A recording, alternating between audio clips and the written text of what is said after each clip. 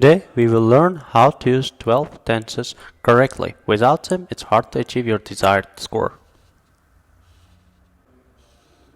So let's start with this present simple. So first of all, we have to have subject plus verb. If for the third person we need to add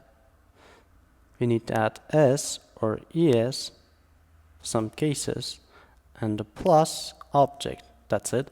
For this one, present continuous, we have to have subject plus to be, according to what we're talking about, then to be, then plus verb, plus ing, plus object. So for present perfect, we have to have subject plus to be, has or have, let's say have or has, plus be, plus verb third version, plus object. Instead of verb third version, we can just say like a past participle, but for the video's sake, I'm referring it as a verb third version. For present perfect continuous, subject plus have or has plus been plus verb plus ing plus object.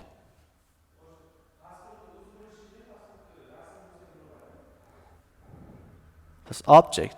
So I want to show you some samples because without knowing your tenses correctly, it's hard to get a desired score from your IELTS exam. So let's say this one is Tom wears. The reason we are adding s because it's a third word for the third person. So we are adding this one. Tom wears a hat. See?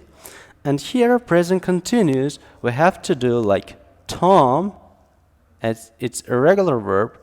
Sorry about this. Present continuous, we have to add Tom, and this one for to be is going to be is, and then for the verb wear, and ing wearing a hat.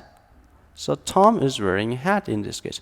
For this one, present perfect, we have to do like Tom. For the third person, we have to have has. Tom has worn.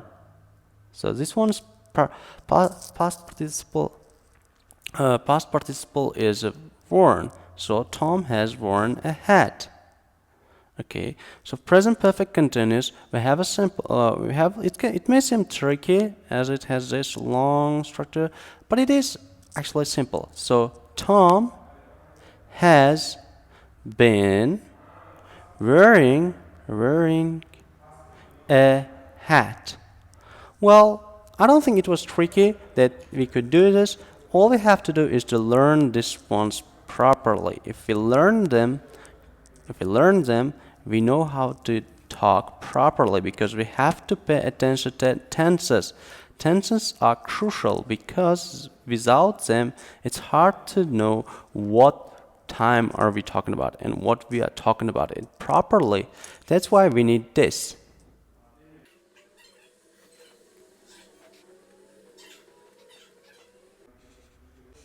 So as you can see, we have past simple, past continuous, past perfect, and past perfect continuous. This one's similar to present. However, there's some little bit changes, so I want to show you here. Past simple, subject plus verb ed, or for third person, we generally use verb second version. Or I can say for irregular verbs, we use, sorry about this, third, not it's second, sorry about this, as a second. So it's past simple for regular verbs. I'll show you with this example as we have a irregular verb here, an object. And then past continuous subject plus was or were, it depends on how many people we are talking about, and plus verb ing plus object. And for past perfect, subject plus had, we had only had, and plus verb third version or past participle and object. This one, subject plus had plus been plus verb ing plus object. Alright? As you can see, it's not really tricky. Now I follow the strategy by one with using the same words from here. So Tom, as it's a regular verb, we have to write wore a hat. Okay, So for this one, I'm gonna say Tom is a third person, so I'm gonna stick with was, and here I stick with this one. Tom was wearing a hat. Tom was wearing a hat. So for this case, I'm gonna say Tom had, we had this one, so worn a hat. And for the last one, I'm gonna say Tom had been wearing a hat. Okay, I hope it's clear that we followed this one. Please practice with other verbs and using some different words, like say Tom drives a car in this form, right? And once you learn this one correctly, it boosts your confidence, so that because you learn you're talking correctly. And then the last one is future. So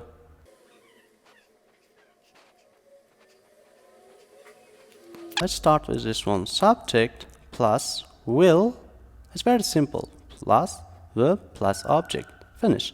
So for continuous, subject plus will be plus verb ing plus object.